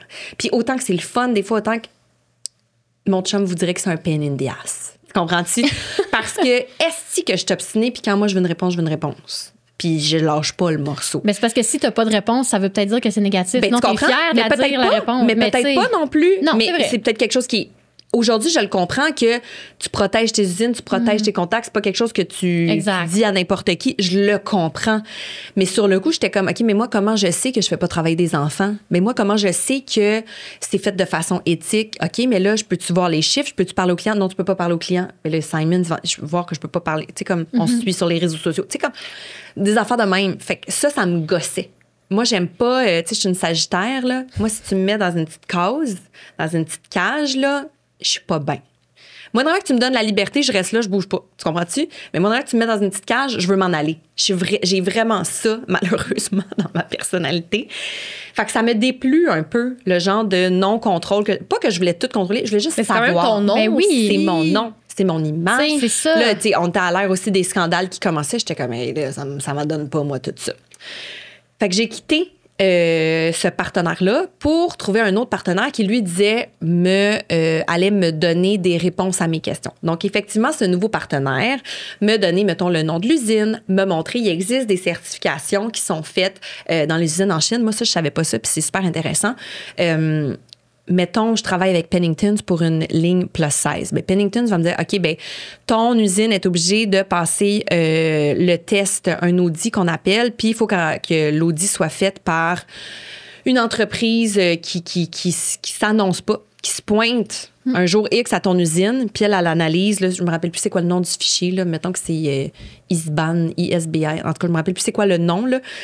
Puis elle regarde tout, genre, OK, est-ce qu'ils ont des pauses? Ils ont travaillé combien de temps? Ils ont-tu un logis qui est pas loin? Y a-tu des inspecteurs de fumée? Y a-tu des portes de sortie? Ils ont-tu des chaises confortables? Tu sais, sans dire qu'ils ont un lazy boy, là, mais tu sais, comme dans la mesure du possible. Et ça, tu reçois le rapport après, puis tu as une note de passage, tu as des améliorations à faire ou tu n'as pas passé. Puis là, si tu passes pas, ben Penningtons, mettons, ou Ratemans, ils n'achètent pas. Tu comprends-tu? Fait qu'il y a quand même quelque chose qui est installé qui est le fun de même. Puis ça, j'ai découvert ça. Fait que ce nouveau partenaire-là me permettait d'avoir accès à ces documentations-là, de dire, OK, c'est parfait, je ne fais pas travailler d'enfants. OK, les gens, selon leur pays et le coût de la vie là-bas, sont capables de se nourrir et de se loger en ayant cette job-là. Tu sais, des genres d'affaires que quand même nice à savoir. Mais oui, rassurant. Vraiment. Vraiment rassurant. Parce que, tu sais, on attend tout le temps des trucs en Chine, puis je dis pas que c'est beau partout, mais de savoir qu'il y a un contrôle minime, déjà, moi, je dormais mieux, mettons. Fait que là, j'ai pu avoir un peu plus de contrôle justement sur le design. C'est quoi nos tissus, pourquoi ci, pourquoi ça, poser des questions, être un peu plus impliqué dans le design, production, les coûts, comment qu'on fait ça, comment qu'on calcule notre marge. Tu sais, vraiment comme apprendre sur le tas de cette affaire-là. Mais encore une fois, comme c'est un middleman, ben, j'ai pas pu avoir accès à tout ce que je voulais. Puis à un moment donné, j'ai compris que là, il fallait que je fasse le grand saut, puis que je vole de mes propres ailes, puis que oui, que j'allais avoir plus de risques financiers, mais que si je voulais des réponses à mes questions, puis si je voulais aller à droite, puis dire je m'en vais à droite, puis que j'avais pas de compte à rendre à personne, que je puisse le faire. Fait que là, j'ai quitté ça. Fait que c'est comme... Ça m'a amené comme un retardement dans le monde de l'entrepreneuriat. Parce qu'au début, j'étais chapeautée par d'autres. J'étais juste une image où genre, je comprenais c'était quoi des ventes, des pourcentages de ventes, une agente de vente, c'est payé combien. Mais tu sais, comme il me manquait beaucoup d'informations. Et là, maintenant, ben depuis quelques années, je suis solo là-dedans. Fait que là, j'ai pu comme me mettre les mains là-dedans, faire beaucoup d'erreurs, comme n'importe quel jeune entrepreneur, perdre beaucoup d'argent à des endroits où j'aurais pas dû en perdre, mais aussi, j'ai fait des bons coups. J'ai appris des choses sur moi, sur ma façon de gérer, sur comment je suis avec les employés, sur, hey, il faut faire des évaluations d'employés. Comment qu'on fait ça? J'aime mieux ça. Moi, je fais des auditions dans la vie. C'est quoi, ça, une évaluation d'employés? Tu sais, comme repartir de la base.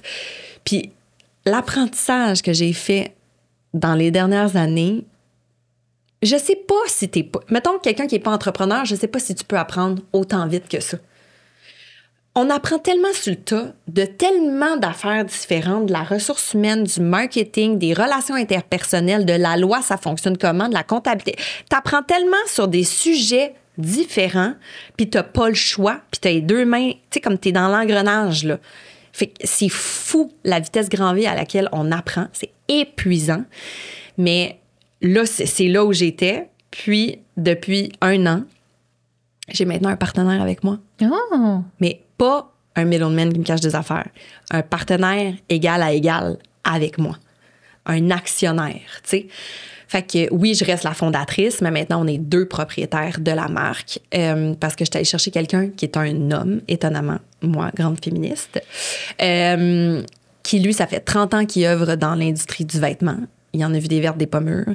C'est un fils d'immigrants qui avait rien, que son père était chauffeur de taxi, que sa mère faisait des ongles.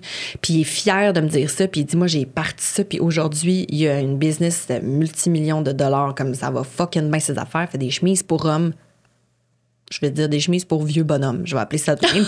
Moi, je fais des trucs pour plus du côté jeune. Tu sais, je suis pas 50 ans et plus. Je suis plus du côté jeune. Je fais du maillot, je fais des trucs pour filles. Fait qu'on est vraiment comme deux opposés. Mais lui, il sait comment ça marche une production. Il sait où est-ce que lui, il a fait des erreurs quand il était jeune. Il sait. Fait que moi, je me suis dit, au lieu de rester seule, puis de gravir les échelons un par un, puis de prendre comme la voie, je vais dire, lente, le marathon, moi, grâce à lui, j'ai accès au sprint. J'ai accès à des ressources, de l'information que j'aurais pas pu toute seule avoir. C'est bien beau que tu veux googler comment que ça marche ça, comment tu sais, comme tu l'apprends sur le tas. Faut que tu le vives. Fait que grâce à lui, je suis dans le sprint en ce moment. Mais oui, effectivement, ça fait que je ne suis plus propriétaire à 100%, mais je suis contente de oui, ça. Puis c'est tellement normal en entrepreneuriat. Vraiment. Mais ce que j'entends de ton parcours entrepreneurial jusqu'à maintenant, c'est t'incarnes beaucoup. Tu sais, les bottines suivent vraiment les babines avec toi parce que tu dis, moi, je veux être entourée des gens meilleurs que moi. Puis ci, puis ça. Puis c'est ce qu'on entend. Là. Tu vas chercher les bonnes personnes pour t'aider. Puis même ce que tu as vécu quand tu as parti de la marque, mais que finalement, c'était comme un petit peu plus, ben pas un petit peu, c'était pas mal plus géré par une autre équipe que toi. Cette expérience-là t'a quand même apporté beaucoup d'outils aussi parce que... Absolument. Tu sais, si t'avais juste commencé jour 1 dans ton salon, moi, je veux vendre des maillots. Ça aurait été raide. Comme la qualité de production. Il y en a qui le font, là, puis je leur lève mon chapeau, là, tabarouette, je leur lève. La qualité de production puis la stratégie de vente aurait été complètement différente. Absolument. Tu t'aurais pas signé Simon du jour 1, là. Non. Puis les filles, m'ont dit une autre affaire, là. Avec l'expertise que j'ai aujourd'hui, là, faut être un peu fou pour se lancer dans le maillot de bain. C'est fucking compliqué créer un maillot de bain. Qu'il soit pas transparent, qu'il t'offre avec le sel de mer, le soleil, que l'élastique soit correct, que le fit... C'est tellement compliqué, des fits de maillot. Juste en trouver un, c'est terrible. Juste en trouver un, c'est l'enfer. Imagine le faire. Mais c'est fou. Puis moi, j'ai fait, on va faire du maillot de bain. Tu sais, j'aurais peut-être pu faire des T-shirts, là, puis ça aurait été bien correct, là, tu comprends-tu? Ça aurait été vraiment moins compliqué. Mais regarde, je suis dans le maillot, mais là, heureusement, aujourd'hui, on a beaucoup de choses qui se sont ajoutées à la ligne. Mais c'est ça, regarde, c'est des apprentissages de vie. Moi, demain matin, j'avais une autre marque, ça serait pas du maillot, je pense. C'est trop compliqué. Hey. Mais moi, je me demande, là, quand tu as quitté tes deux autres partenaires, comment ça s'est passé? T'as-tu perdu des sous? T'étais où quand t'as quitté? Comme je te dis, puisque j'avais pas grand contrôle, et donc pas grand risque financier, c'était plus eux qui le prenaient, ben j'ai juste fait, moi, je m'en vais de ça. Fait que j'ai pas eu comme... Nana, le nom leur appartenait pas. Tu comprends? Oui, j'avais des contrats, puis il fallait que je les avise d'avance parce que eux, tu sais, nous, on travaille tout un an d'avance. Fait que mettons qu'aujourd'hui, je te dis bye, je m'en vais, ben il y a quand même une prod qui arrive dans un an sous ton nom, mettons. Ouais. Fait que c'est des trucs qui prennent du temps. Mais tu sais, je pense que ça s'est relativement bien fait. Moi, j'ai essayé d'agir au meilleur de mes capacités. Ça veut pas dire que c'est tout le temps bien pris, mais je pense pas que... Tu sais, moi, je suis pas une cachotière, puis je suis pas quelqu'un qui veut faire des affaires croches. Fait que je pense que j'ai été franche à travers tout ça. Puis au début, ce qui me gossait, c'est... J'avais pas de contrôle. Mm-hmm. Je pouvais pas dire comme, justement, je fais pas travailler d'enfant. Ça me gossait, ça. Fait que j'ai voulu comprendre, y aller. Là, j'étais allée toute seule, puis là, j'ai fait, OK, moi, j'ai des lacunes dans ça. Mettons-moi les opérations. La logistique d'entrepôt, la logistique de shipping window, puis de combien qu'on ship. Je suis pas une fille de ça. C'est moins. Fait que, OK, parfois, on va mettre quelqu'un qui va être bon là-dedans. Ça sera pas moi. Tu sais, fait que j'ai vu qu'est-ce que ça prend, puis là, je suis capable de dire, OK, je suis pas bonne là-dedans, je le laisse à quelqu'un d'autre. Aujourd'hui, qu'est-ce que tu aimes le plus dans ton quotidien? Oh my God, c'est tellement drôle parce que des fois, Lou, il me dit, qu'est-ce que t'as fait aujourd'hui? Tu sais, Lou, mon chum. Puis je suis comme, babe, je sais pas, mais j'ai pas arrêté. Mais je sais pas ce que j'ai fait, les filles. Des fois, là, je suis comme, qu'est-ce que j'ai fait, dans le fond? Je suis restée à mon bureau toute la journée. Qu'est-ce que j'ai fait? Les filles, des fois, là, genre, je suis au téléphone à partir de 7 h le matin, rendu 6 h le soir, j'arrive pour souper, je suis brûlée de même, puis il est comme, mais qu'est-ce qu'il y avait aujourd'hui? Je suis comme, je sais même pas. Je comprends ce que tu veux dire. Je sais même pas. Moi aussi, j'ai des journées de même. Pas les filles, des fois, je suis comme, tu sais, quand j'ai un photoshoot, c'est clair, j'avais un photoshoot. Mais le reste du temps d'être entrepreneur, c'est d'éteindre des feux, de gérer des situations interpersonnelles, puis de gérer des problématiques ou de donner des go sur telle affaire. Bon, Marine, c'est passé ça, là, notre bateau il va arriver en retard, mais là, notre client, notre shipping window, c'est ça. Fait que là, qu'est-ce qu'on fait? OK, ben moi, regarde, moi, ce que je ferais, appelle notre broker, demande-lui si on peut faire ça de même, si on peut le changer sur avion, appelle notre vendeuse. Tu sais, comme, c'est de mettre des plans en marche pour que l'information se relaye à droite, à gauche, de prendre des conseils des gens, de dire, parfait, ça fait du sens ou non, on va pas là. Oublie pas, garde l'autre département parce que souvent, il y a juste toi qui es au courant de tout. Quelqu'un qui va être dans le design va être au courant du design, peut-être un peu de la prod, mais that's it. Quelqu'un qui est dans le marketing va être au courant du marketing, mais pas au courant nécessairement du design qui s'en vient dans un an. Tu sais, fait que toi, t'es comme la genre de pieuvre estique qui touche à tout puis qui bouge tes affaires à droite. OK, va par là, va par là, va par là. Puis après ça, ben, comme je vous dis, plus il y a de staff, plus il y a de problématiques interpersonnelles. Mais comment tu trouves ça, gérer une équipe? Ça, je trouve que c'est le plus tough. Mais, puis je dis vraiment pas ça pour me vanter, mais je suis vraiment meilleure que je le pensais. Parce que moi, mettons, dans ma vie personnelle, je suis légèrement impatiente, pour ne pas dire beaucoup. Très, très impatiente, moi. Moi, là, quelqu'un qui ne catch pas que si je suis en train d'y expliquer, là, c'est que ça me retarde. Genre, je suis cette personne, malheureusement. Puis je travaille sur moi, les filles. C'est un travail d'une vie. OK, c'est un travail d'une vie. Je suis vraiment impatiente avec les gens qui comprennent pas vite ou je sais pas, moi, dans une zone de 50, la fille, elle roule 30. Je suis comme, tu me niaises-tu? C'est comme, je suis impatiente. Pour des affaires que je devrais pas être impatiente, c'est comme, hey, elle a vu sa best life, elle se fait griller au soleil en chauffant son char, sac de patience. Tu comprends? Mon cerveau, il me dit ça. Mais je suis impatiente. Fait que je pensais qu'avec du staff, j'allais être impatiente. Mais je pense que je le suis beaucoup moins. Je dis pas que je suis pas impatiente, là. Mais je pense que je suis beaucoup moins avec mon équipe que dans ma vie personnelle. Comme s'il y a comme un professionnaliste qui s'installe chez moi, puis je sais que faut que... Je dis tout le temps, moi, je vais être un leader positif. Puis ça part de moi la façon qu'on se parle, puis ça part de moi la façon qu'on se traite chez Nana. Malheureusement, ça part de moi. C'est ça. Fait que moi, il faut que je sois exemplaire dans mon comportement. Ça veut pas dire que je le suis tout le temps. Je suis humaine, je fais des erreurs. Mais je pense que je suis un leader positif, que je donne une grande valeur aux filles qui m'entourent, qu'elles le savent que je les aime, qu'elles le savent que je suis contente du travail qu'elles font, que je suis reconnaissante de tout ça, puis que quand il y a justement des problématiques, j'essaie de les adresser comme si c'est de priorité numéro 1. Parce qu'on s'entend que, puis là, j'ai d'autres entrepreneurs, si je dis ça, puis il y a des entrepreneurs qui écoutent, ils vont comprendre tout de suite. Mettons que moi, je suis comme, OK, je viens de faire un move, je viens de perdre 100 000 $. Puis là, je suis comme, comment je vais faire pour récupérer cette perte, mettons. Puis là, à côté, il y a une fille qui va me dire, là, ça marche pas ma communication avec elle. Dans le fond, je trouve ça vraiment gossant de travailler avec elle parce que là, il faudrait trouver une solution. Peux-tu faire un meeting pour parler de nos personnalités? Puis dans ma tête, je suis comme, je suis en train de gérer 100 000 $ de, tu sais, c'est mon portefeuille, on s'entend, que je viens de perdre, puis d'essayer de retrouver comment je vais. Puis là, toi, tu me parles de sa personnalité qui t'adonne pas, mettons. Moi, dans ma tête, mon premier réflexe, ce serait comme, me niaises-tu? On a d'autres chats à fouetter. Sauf que la vérité, puis je le fais, thank God, je sais pas pourquoi, mais je le fais genuinely, je me dis, pour elle, ça, c'est sa priorité. Comme moi, ma priorité, c'est mon 100 000 $. Elle, c'est ça, sa priorité. Fait que si elle, c'est ça, sa priorité, ben moi, je me dois de la traiter en priorité numéro 1 aussi. Ça veut pas dire que j'ai tout le temps le temps, mais je pensais que j'allais plus banaliser les petites affaires de comme, bon, ma commis de bureau, elle veut ça, là. Genre, elle fait juste pacter des colis, là, à quel point c'est important. Tu comprends-tu? Non, c'est fucking important. C'est fucking important. Fait que j'ai pas ça dans ma vie personnelle, mais en tant qu'employeur, je pense que j'offre ça aux filles, puis j'essaye du moins qu'elles sentent que je leur offre ça, puis qu'elles sentent que leur problème à elles, c'est mon problème à moi aussi, puis on va le gérer ensemble, tu sais. Mais ça gruge beaucoup d'énergie. C'est peut-être pour ça aussi que j'en ai plus de mon chum mes amis. Mais c'est peut-être pour ça aussi, les filles. Tu sais, l'impatience que tu as, ça t'enlève la tolérance. Puis tu peux pas tolérer des comportements qui fonctionnent pas. Puis ça, je pense que c'est très sain pour une équipe de pas tolérer certaines affaires des fois. Puis aussi, peut-être que tu les comprends mieux. Parce que comme tu es impatiente, si tu arrives avec quelque chose que toi, tu serais impatiente aussi, ça t'empêcherait de faire ton travail. Tu as une compréhension, donc ton urgence de régler cet irritant-là pour eux, je pense que peut-être que ton impatience te sert beaucoup plus que tu penses dans cette sphère de ta vie-là. Peut-être. Puis c'est vrai que j'ai une facilité à m'imaginer d'un pence de l'autre fille ou de qui que ce soit devant moi, de mon chum, de ma mère. J'aime beaucoup me projeter puis je me dis, OK, si j'étais elle, comment je me sentirais? Je suis beaucoup là-dedans.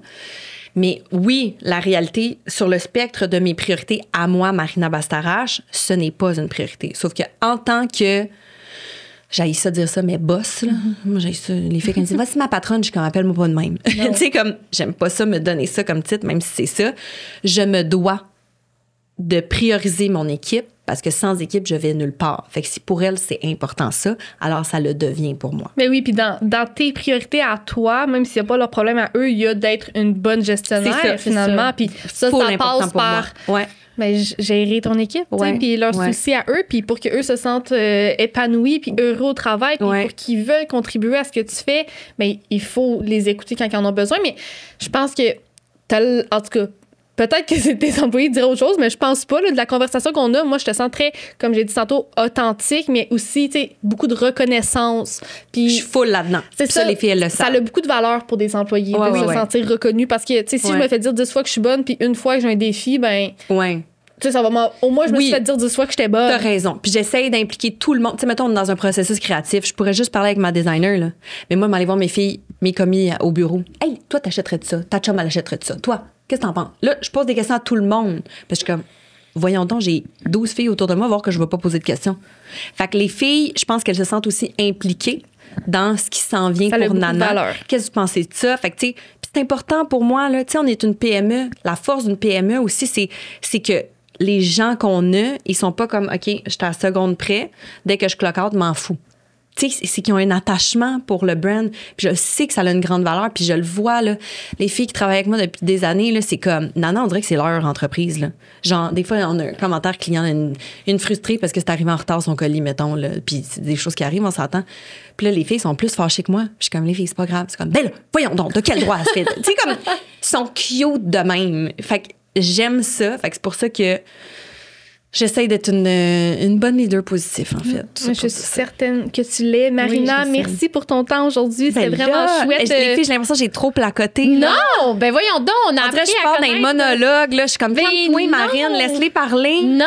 Nous, on est là pour te découvrir, pour faire découvrir une autre facette de toi. Moi, j'ai adoré. Puis, sincèrement, ce que moi, je retiens de cette conversation, tu as vraiment un bon jargon pour verbaliser la réalité des choses. Tu sais, que ce soit par, j'imagine, ton expérience, puis les réflexions comme l'introspection que tu as fait de ce que tu vis, mais vraiment, t'expliques bien les choses. T'es fine. Vraiment. Puis c'était un plaisir d'enregistrer avec toi. Merci beaucoup. Flatté, parce que j'ai vu les entrepreneurs que vous amenez ici. Puis je suis comme, ils veulent me recevoir moi. Tabarouette. De la petite PME, Nana the Brand. OK. T'avais totalement ta place. Merci. Puis, au plaisir. Au plaisir.